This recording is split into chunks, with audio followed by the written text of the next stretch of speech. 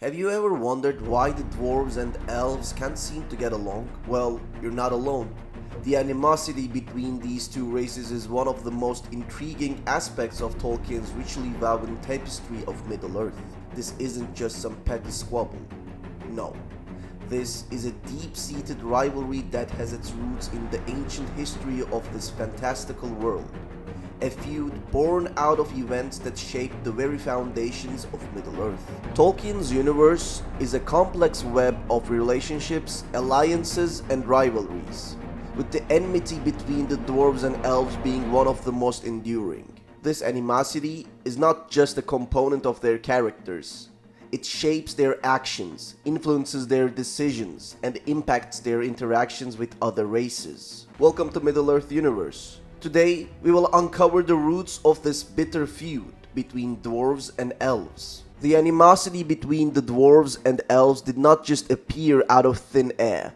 It has a beginning, a first conflict. Delve into the deep history of Middle-earth, and you'll find the tale of greed, treachery, and the precious gem that sparked a rivalry for the ages. The dwarves, unlike the other races of Middle-earth, awakened in seclusion, apart from the elves and men. This isolation bred a distinct culture within them, one that valued craftsmanship and allure of precious stones. In the heart of their culture was a gem of unmatched beauty, a gem that would become the catalyst for their animosity between the elves, the Nauglamir. This necklace studded with the Silmaril, a gem crafted by the revered elf Feanor, was a marvel that captivated all who laid eyes on it. However, this marvel was not meant to be in the hands of dwarves. The Silmaril originally belonged to an elven king, Thingol. When Thingol commissioned the dwarves to set the Silmaril into the Nauglamir, he could not have foreseen the dire consequences of this act. The dwarves, entranced by the beauty of the completed Nauglamir, coveted it for their own. Their greed overpowered their sense of duty and honor, leading them to commit an act of unimaginable treachery. They slew Thingol, the elven king, in his own halls. This act was not just a crime, it was a sacrilege. The elves were shocked. Their trust in the dwarves shattered irreparably.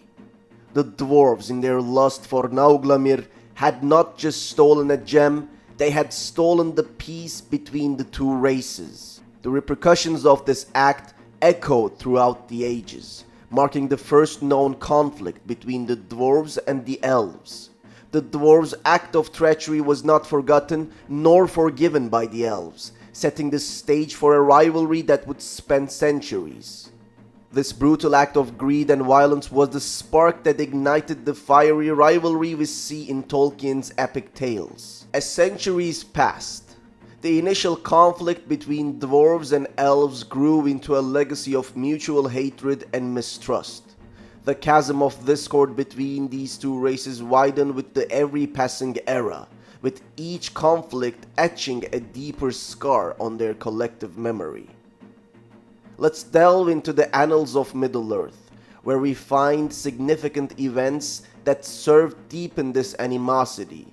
Among these, the War of the Jewels stand out as a poignant example.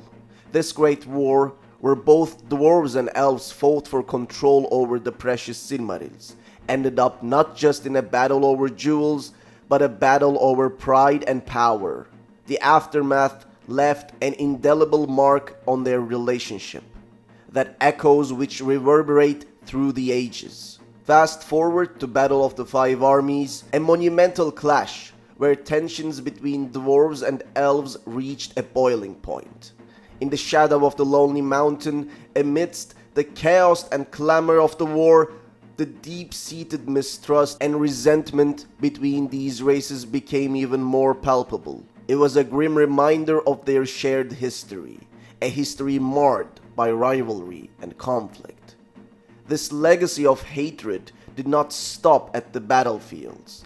It seeped deep into the everyday interactions between dwarves and elves, shaping their attitudes and responses towards each other. In The Hobbit, We see this animosity play out as the dwarves are captured by the elves, and in The Lord of the Rings, it's evident in the strained relationship between Gimli the dwarf and Legolas the elf. These instances remind us that the feud between dwarves and elves is not just a matter of historical events, but a deeply ingrained part of their culture and identity.